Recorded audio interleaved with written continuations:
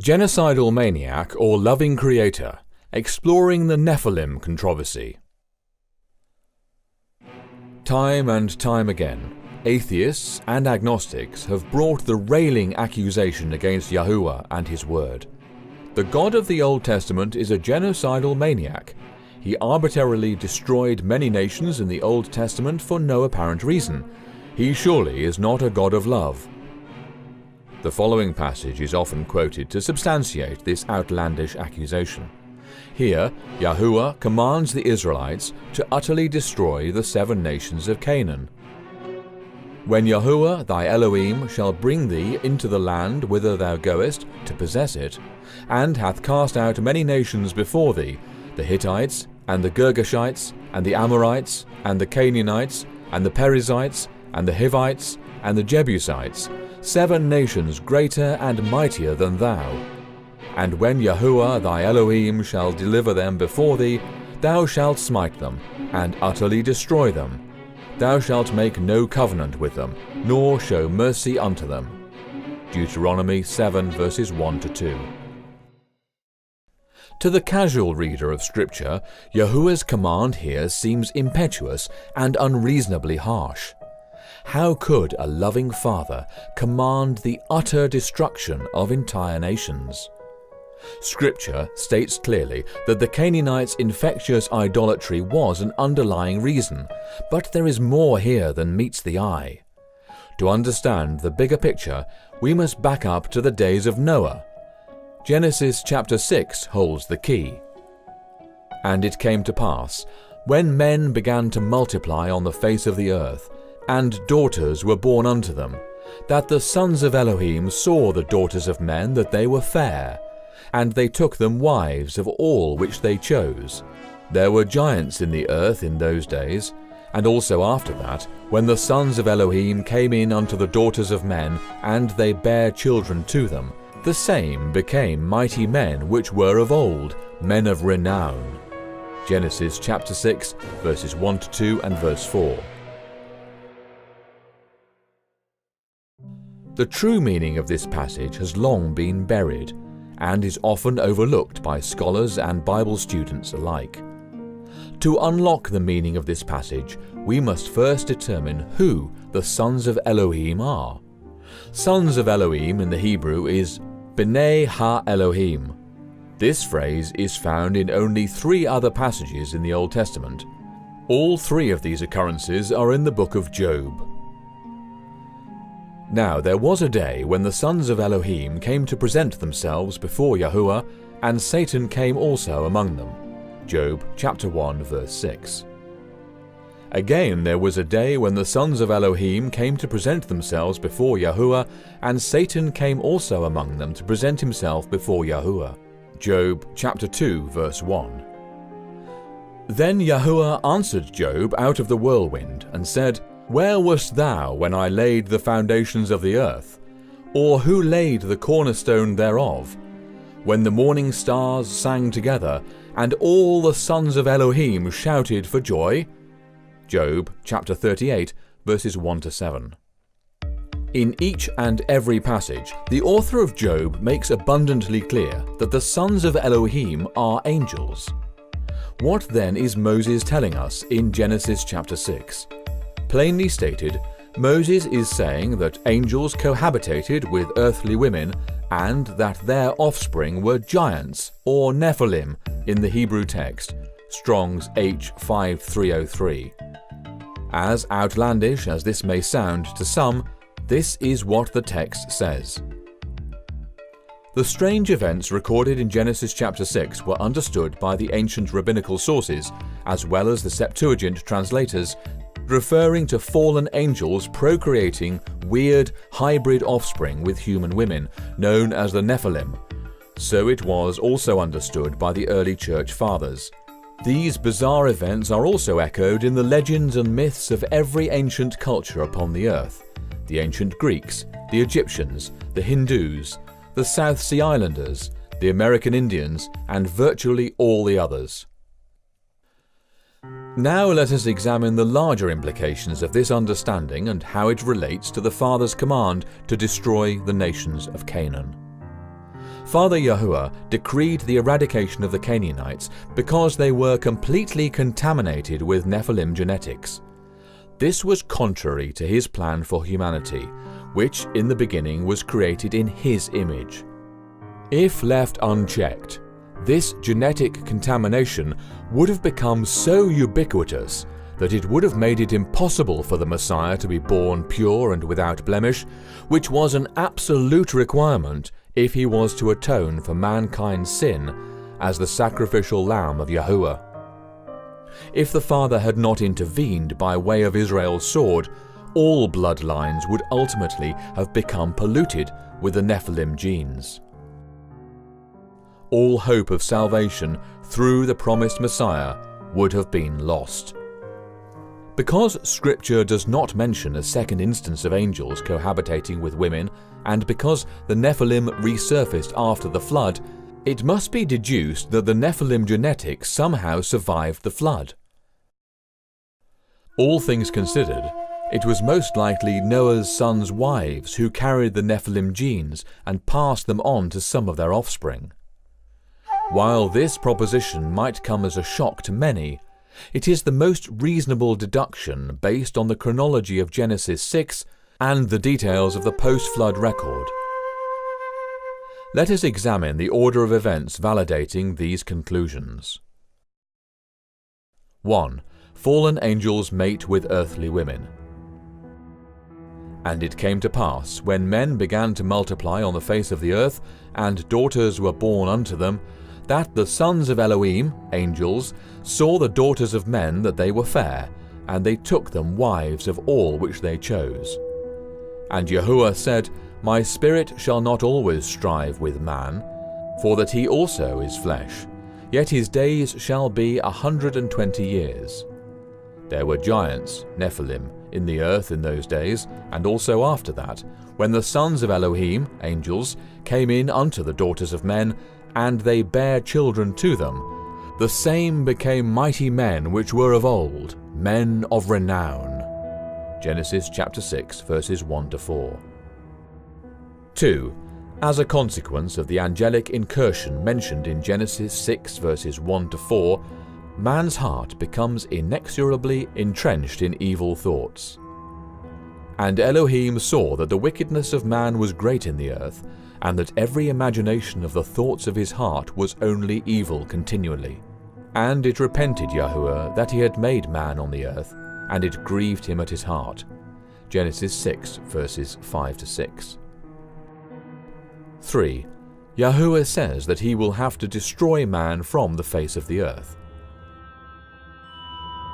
And Yahuwah said, I will destroy man whom I have created from the face of the earth, both man and beast, and the creeping thing and the fowls of the air, for it repenteth me that I have made them.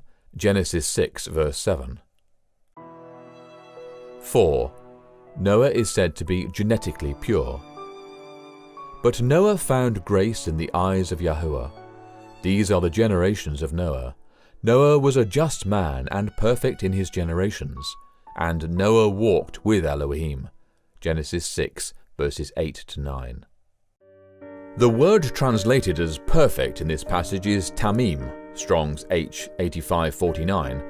In context, this word appears to be a reference not just to Noah's conduct, but to his genetic purity. The Passover lamb and the red heifer, for example, were to be tamim, without physical blemishes, as were all sin offerings. See Exodus chapter 12 verse 5, Numbers chapter 19 verse 2, and Leviticus chapter 4 verse 3.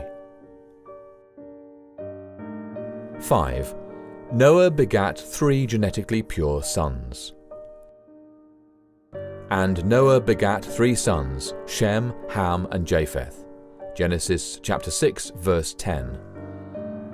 According to the book of Yasher, Noah took one of Enoch's daughters as a wife. Noah went and took a wife, and he chose Naamah, the daughter of Enoch, and she was 580 years old, and Noah was 498 years old when he took Naamah for a wife. Yasher chapter 5, verses 15-16. Given Enoch's unassailably righteous track record, it is reasonable to conclude that Noah's wife, Enoch's daughter, was genetically pure, and consequently so were Noah's sons. 6. It is stated that the earth and all flesh had become corrupted. The earth also was corrupt before Elohim, and the earth was filled with violence. And Elohim looked upon the earth, and behold, it was corrupt, for all flesh had corrupted his way upon the earth. Genesis chapter 6 verses 11 to 12. 7. Yahuwah says he will destroy all flesh. And Elohim said unto Noah, The end of all flesh is come before me, for the earth is filled with violence through them. And behold, I will destroy them with the earth. Genesis chapter 6 verse 13. 8. Noah is instructed to build an ark. Make thee an ark of gopher wood. Rooms shalt thou make in the ark, and shalt pitch it within and without with pitch. And behold, I, even I, do bring a flood of waters upon the earth, to destroy all flesh, wherein is the breath of life from under heaven, and everything that is in the earth shall die. Genesis chapter 6 verses 14 to 17. 9. Scripture mentions Noah's sons' wives for the first time. But with thee I will establish my covenant, and thou shalt come into the ark, thou, and thy sons, and thy wife, and thy sons' wives with thee. Genesis chapter 6 verse 18. It is critically important to note here that Moses makes no mention of Noah's sons' wives until after it is clearly established that all flesh had become corrupted.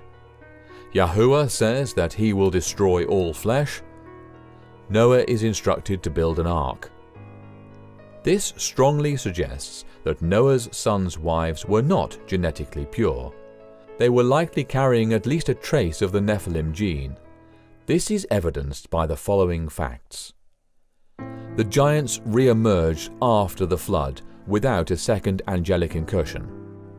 Noah was genetically pure, and the contextual evidence suggests that his sons were also. There was no mention of the wives until after it was stated that all flesh had become corrupted. The book of Yasher corroborates this understanding by telling us that the wives were not chosen until after the ark was built.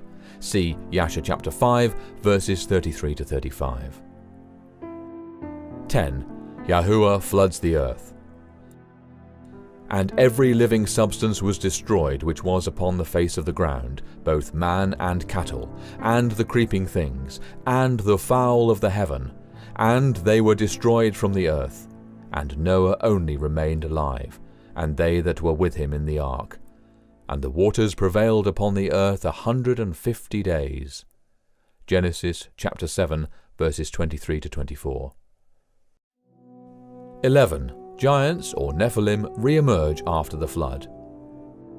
In Genesis chapter 9 verse 1, Yahuwah blessed Noah and his sons, and said unto them, Be fruitful, and multiply, and replenish the earth. Moving on to Genesis chapter 10, one can become a bit lost in all the generations of Noah. However, it is imperative to note the descendants of Ham, in particular his son Canaan. And Canaan begat Sidon, his firstborn, and Heth, and the Jebusite, and the Amorite, and the Girgasite, and the Hivite, and afterward were the families of the Canaanites spread abroad. Genesis chapter 10 verses 15 to 18. Now we fast forward to Numbers chapter 13, where Yahuwah spoke to Moses and instructed him to send men to search out the land of Canaan. This was their report. The Amalekites dwell in the land of the south, and the Hittites, and the Jebusites, and the Amorites dwell in the mountains, and the Canaanites dwell by the sea and by the coast of Jordan. And Caleb stilled the people before Moses, and said, Let us go up at once and possess it, for we are well able to overcome it. But the men that went up with him said, We be not able to go up against the people, for they are stronger than we. And they brought up an evil report of the land which they had searched unto the children of Israel, saying, The land through which we have gone to search it is a land that eateth up the inhabitants thereof, and all the people that we saw in it are men of great stature. And there we saw the giants, Nephilim, the sons of Anak, which come of the giants. And we were in our own sight as grasshoppers, and so we were in their sight. Numbers chapter 13, verses 29 to 33. Note that the nations of giants listed here are all Canaanite nations, meaning they are all descended from Noah's grandson Canaan, and are the ones that Yahuwah commanded Israel to utterly destroy. While only 4 of the 7 Canaanite nations are mentioned here by the spies, it would have been understood that the remaining 3 were included as they were part of Canaan. It is likely that the spies did not mention the Girgashites, the Perizzites, and the Hivites by name because of the route that they took when they spied out the land. The spies came in through the wilderness of Zin in the south, and then proceeded northward as far as Rehob. So they went up and searched the land from the wilderness of Zin unto Rehob, as men come to Hamath. And they returned from searching the land after 40 days. Numbers chapter 13, verses 21 and 25. While the Canaanite nations were not the only nations of Nephilim, they were by far the largest and collectively occupied more land than any of the smaller tribes. 12. Yahuwah tells Israel to destroy the Nephilim nations. When Yahuwah thy Elohim shall bring thee into the land whither thou goest to possess it, and hath cast out many nations before thee, the Hittites, and the Girgashites, and the Amorites, and the Canaanites, and the Perizzites, and the Hivites, and the Jebusites, 7 nations greater and mightier than thou, and when Yahuwah thy Elohim shall deliver them before thee, thou shalt smite them, and utterly destroy them. Thou shalt make no covenant with them, nor show mercy unto them. Deuteronomy chapter 7, verses 1 to 2. The Father's command to destroy the Canaanite nations was anything but arbitrary. Far from being a random act of genocide, the annihilation of the Canaanites was a remarkable act of unparalleled providence and selfless love. Had Father Yahuwah allowed the Nephilim nations to continue unimpeded, the entire earth would again have become corrupted, and the bloodline of the promised Messiah would have become polluted, making it impossible for mankind to be saved. It makes perfect sense why Yahuwah may have allowed microscopic genetic codes, i.e. a remnant of genetic information, to survive just long enough for his people to wipe them out. Why? Because it was through the heroic acts of the Hebrew people that the whole post-flood world came to fear them, and Yahuwah their Elohim, the one true Elohim of Abraham, Isaac and Jacob. Yahuwah got the glory through his chosen people, and this new nation of giant slayers stood as a testimony to all other nations of the awesome power and truth of the living Creator of heaven and earth. A great example of this is Rahab's plea bargain with the 2 men Joshua sent to spy out the land of Jericho. And Rahab said unto the 2 men, I know that Yahuwah hath given you the land, and that your terror is fallen upon us, and that all the inhabitants of the land faint because of you. For we have heard how Yahuwah dried up the water of the Red Sea for you, when ye came out of Egypt, and what ye did unto the 2 kings of the Amorites, that were on the other side of Jordan, Sihon and Og, whom ye utterly destroyed. And as soon as we heard these things, our heart did melt, neither did there remain any more courage in any man, because of you. For Yahuwah your Elohim, he is Elohim in heaven above and in earth beneath. Joshua chapter 2, verses 9 to 11. When you consider what this tiny nation did to entire cultures of massive post-flood giants, it is very easy to see why Yahuwah allowed Nephilim genetics to survive long enough to be wiped out by his people. In doing so, Yahuwah demonstrated to the world and to the fallen angels what people in right relationship with him can do. If Scripture is allowed to be its own interpreter, then the sons of Elohim, mentioned in Genesis 6, were fallen angels that left their heavenly estate to procreate with human women in an attempt to prevent the birth of the promised Messiah. This unholy union resulted in the rise of the Nephilim, and was the catalyst for both the Great Flood and Yahuwah's command to destroy the post-flood Canaanites. Father Yahuwah's name is thus vindicated, and the atheistic claim that he is a genocidal maniac is exposed for the egregious lie that it is. Yahuwah's long-suffering love for his creation surely knows no bounds. praise his matchless name now and forever. He who knows the end from the beginning is just and righteous in all his ways.